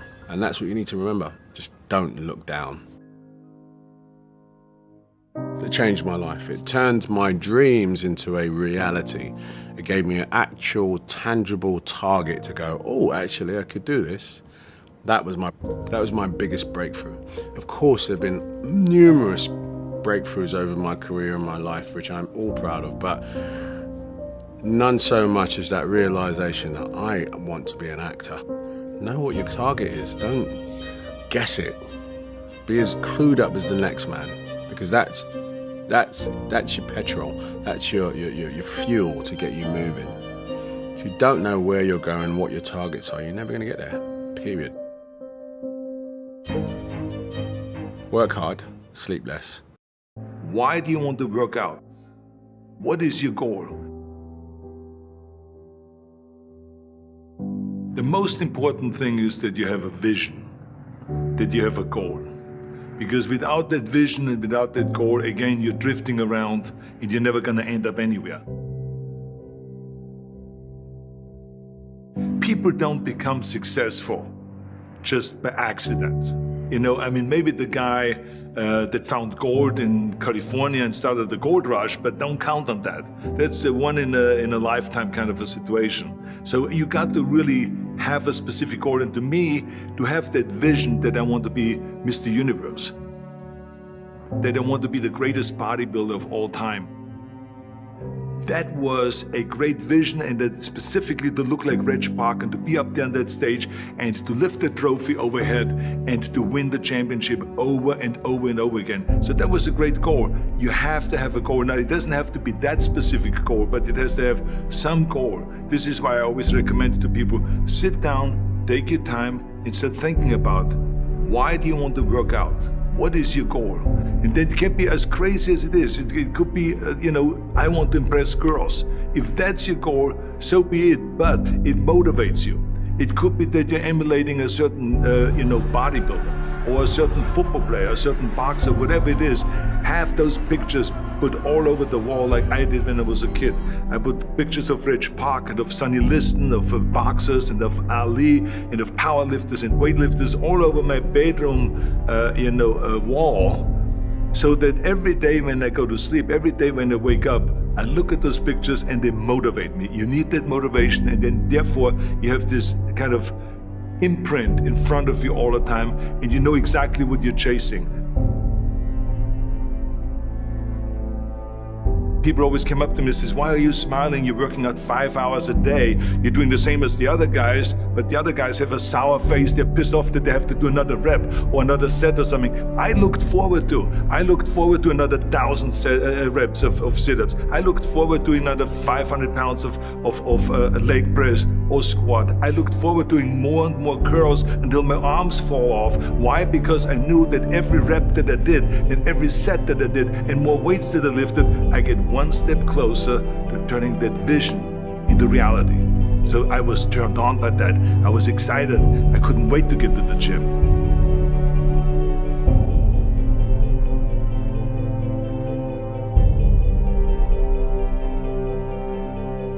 I remember that when I weighed 245 pounds, and Bob Rafelson, the director of Stay Hungry, said to me that I'm interested in having you come in for a reading and work on your acting and all this, because I'm interested in having you in a movie to star with Jeff Bridges and with Sally Fields. I was delighted about that, and I was excited, and I started pumping up more and more. And then he said, but I don't want you to weigh more than 210 pounds. You want me to be in the movie, but I'm weighing 245, 246. I say, I just won the Olympia, I say, which was 1974, and I was really at my biggest. And but he demanded that, and he says, look, it's very simple. On the day we start shooting, he says, I'm gonna put you on a scale, and if you don't make the 210, you're out, because I have someone else in mind.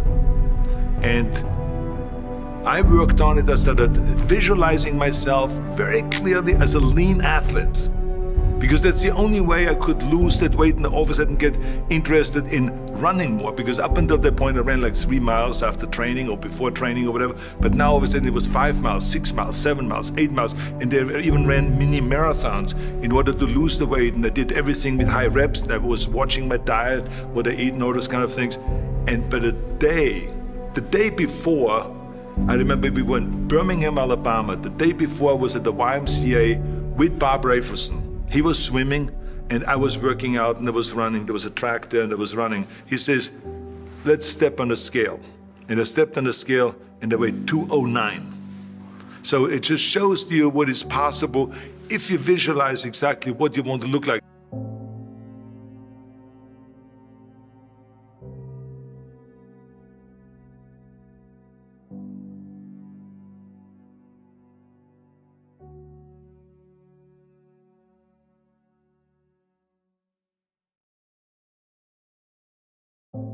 And there was no room for any kind of like, well, I can't get my act together or anything like this, because there's only a certain amount of time. But the key thing again is have the clear vision. Have the specific goal of what you want to accomplish, because then you never go to the gym and you say, the day I feel down a little bit, I don't know what it is all about. I don't know my life, I'm confused. No, I tell you that I was a perfect example of someone that was not confident at all.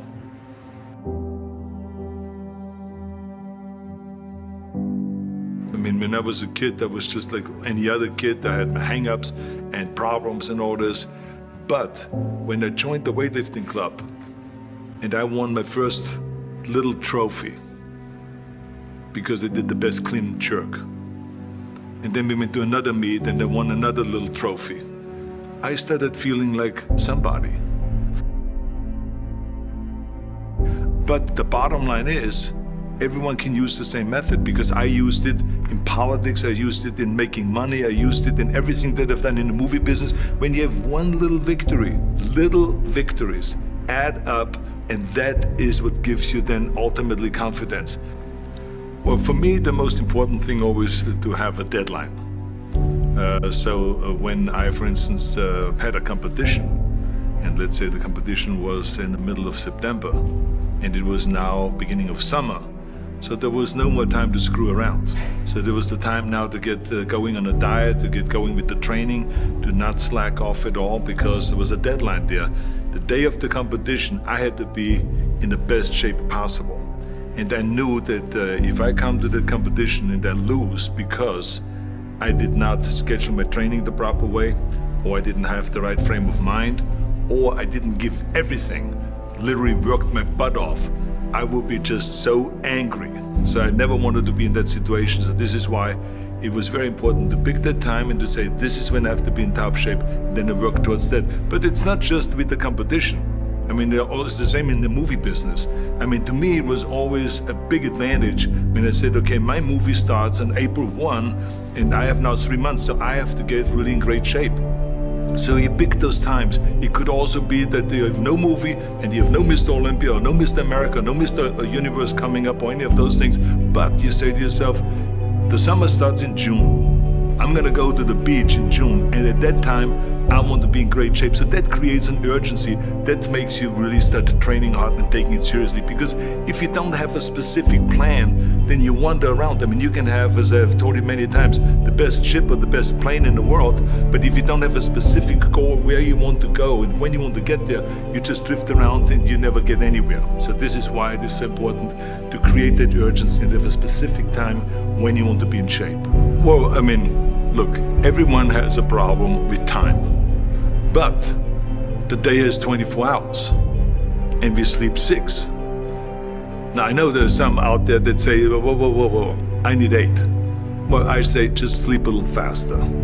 Because the bottom line is we have 6 hours of sleep, 24 hours are available, so you have 18 hours now available to your work, your family, your hobbies, and also to learn something new, or to do something new, which could easily be that you want to learn a new language, or that you want to read as a New Year's resolution, I have to read a book every week, or you say, I'm gonna go and reshape my body. So you're gonna go and take this hour out of your schedule and say, I'm gonna train an hour every day. So this is, for most people, a huge challenge, but it is totally doable, I can tell them, because the kind of things that I did when I came to this country, I mean, I went to school, I was working in construction, I was working out my 5 hours a day. I was taking acting classes from 8 o'clock at night to 12 midnight. I was doing all of those things. I wanted to make sure that out of the 24 hours of the day, that I don't waste one single hour. Those hours were too precious. And so there I just want to tell people, don't give me this thing, I have a difficult time with the time and I don't have time for this and I don't have that.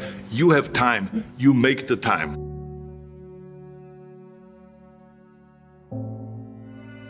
I'm not done by any stretch of the imagination. I'll handle this loss like a champion. I will not shy away from it. I will not make excuses to it. I lost in there. There was errors, but errors can be fixed if you face them head on and fix them, and that's it. I will celebrate this like you should. You should celebrate all adversity because it makes you grow and it makes you stronger. So what doesn't kill you makes you stronger, and this is something that will make me stronger. We can either run from adversity or we can face our adversity head on and conquer it, and that's what I plan to do. I'll face it, I'll take it on the chin, and I'll carry on. I'll learn. I truly believe we are all equal as human beings. If we are obsessed with something and we truly pursue our passion with everything we have, regardless of anything else, if you are obsessed, work hard, put in the time, you will succeed. And that is a philosophy that I carry, my coaches carry, and this is hard work. This is an obsession. Nothing can beat hard work. I took a chance, it didn't pay off, I'll be back.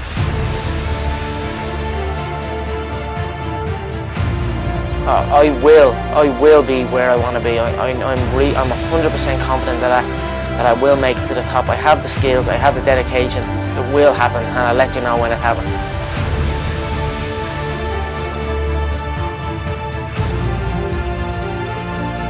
I'm an up-and-coming fighter, and without a doubt you will see me on the UFC in the near future, without a doubt.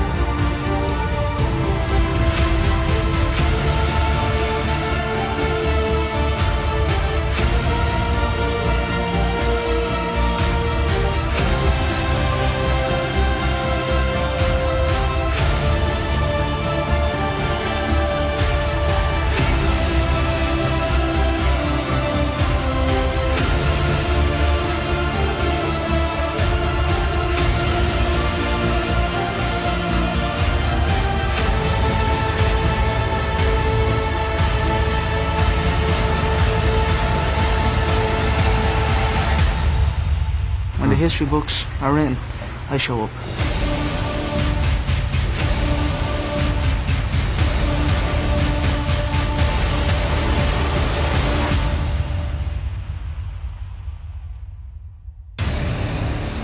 If we are obsessed with something and we truly pursue our passion with everything we have, regardless of anything else, if you are obsessed, work hard, put in the time, you will succeed. And that is a philosophy that I carry, my coaches carry, and this is hard work. This is an obsession. Nothing can beat hard work. If you don't know, now you know. It's true. Your friends, family, and loved ones will be the first ones to try and talk you out of greatness. When you're ready to do something and try something new that's out of your comfort zone, that's out of your norm, it's always the one you're dating, the one you're married to, the one that's in your family, your friends in your immediate circle, that will always try and talk you out of doing something special and significant.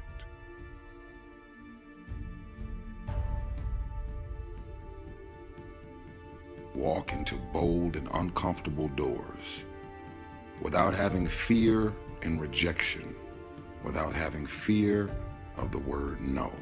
Do you know how many people have had visions, ideas, and huge career moves that they were about to make, and they allowed the word no to stop them from changing the landscape of their life and their family lives?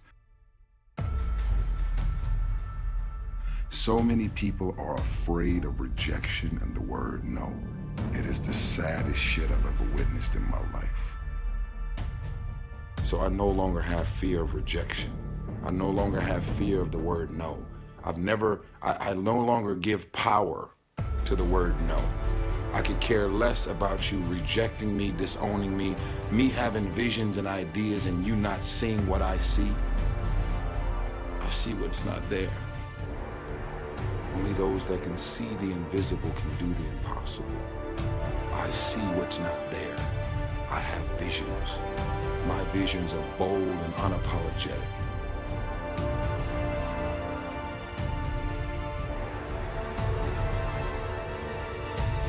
Boldly walk into the room with your head held up high.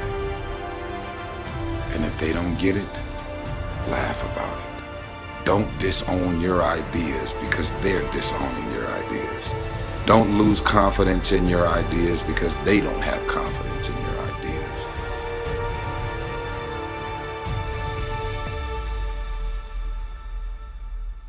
You got gifts, you got talents, you got capabilities, you got inventions, you got phone apps, you got all of these things that you need to unleash on the world. You don't have money, you may not have the financial resources, but don't allow your visions and ideas to be stifled because of what's in your bank account or not. When you have visions and ideas, you do any means necessary to get a hold of the investors and the people with all the money in the world who don't have your ideas to see to it that your ideas come to life.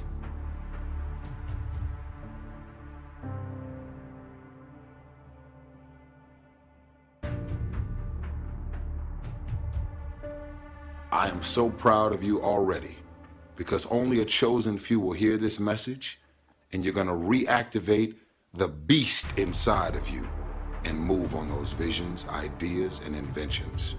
I'm proud of you. I'm celebrating your success already.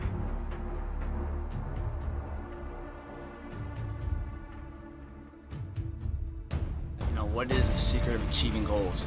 How do you really quantitate it? How do you put it down so every day you know if you're going in that direction of success or maybe you're altered? And people are like, man, is it your genetics? Is it your potential? Is it, when it comes down to it, success has nothing to do with potential. It's all about the perseverance of somebody. That will override any endeavor. If you throw shit against the wall, eventually something will stick. You guys that have this potential, don't have this potential, that shit dies. What continues to last forever is a perseverance to always show up. That's what champions do. Every single champion is the same as every ordinary person. The only differential is that they show up to the event every single day. They see failure as a learning curve. They welcome failure. You learn more from failure than you ever will from success. So showing up and getting knocked on your ass, finding tests before you stand back up and re-face that endeavor is going to be the overriding factor that makes a difference. How do you know when you're doing those things? The small things in life add up to those big monumental things. When I say the small things, it's a character building block. That your name means something. You hold value to your name. If you drop trash on the ground, you pick it up because that's your responsibility. You hold value to yourself. When you shake someone's hand, you look them in the eye, you give them a firm handshake because you're here for a purpose. Everything you do to the best of your ability. It doesn't matter what you're doing. It's the fact that you're doing it, so therefore it means something to you. That's going to build a legacy. The title out there doesn't mean shit. You win the title, fine. That title will not get you another title. What you're trying to build is a legacy. Footprints behind you that are left for motivation for someone else to follow. Legacy is built daily through the character, through the willpower, the code of conduct within somebody. And that's the perseverance, showing up every single day. That will always achieve your goal. It doesn't matter what you're born with. It doesn't matter your potential, how much, the silver spoon of money you have. All of that can be attained if you show up and you're willing to risk failure for success.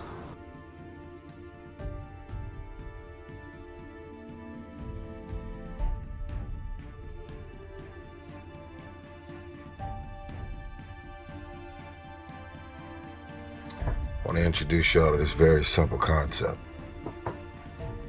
That if you want it, you got to go get it.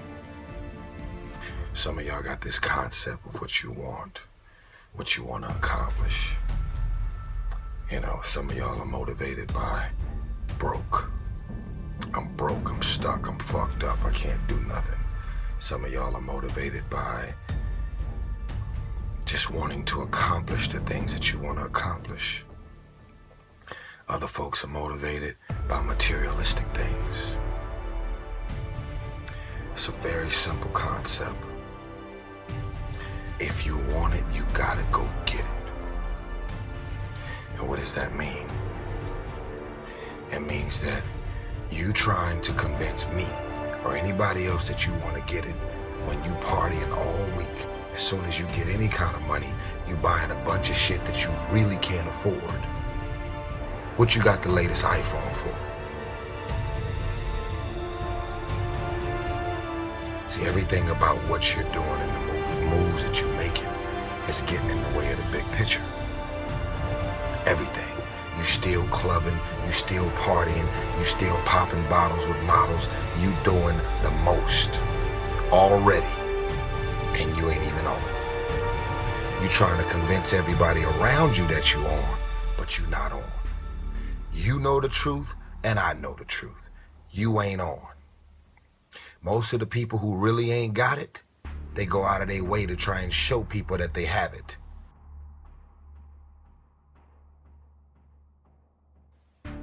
time to stay focused. It's time to decide, fuck clubs, fuck partying, fuck trying to fit in and socialize, rub elbows with everybody so people can stop calling you weird. Why are you so antisocial? Because I'm trying to get it. Why are you staying on the basketball court so much? Because I'm trying to get it. Why are you out there practicing in the hot sun when ain't nobody else out there? Because I'm trying to get it. Why are you not clubbing? Like every time I text you and invite you to go do something fun and cool, you always studying? Because I'm trying to get it. Let me tell you something, homie. The more weird you are is a reflection of how committed you are to focusing on your shit, molding and shaping and developing your ideas and your craft so that when it's time for you to make your rounds, you gonna fly.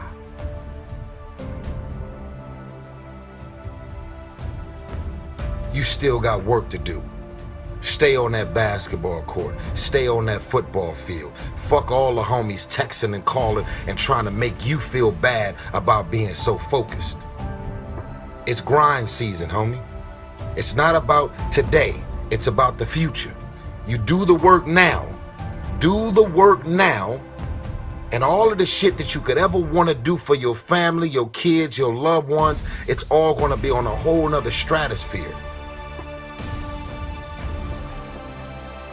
It's time to stay focused, man.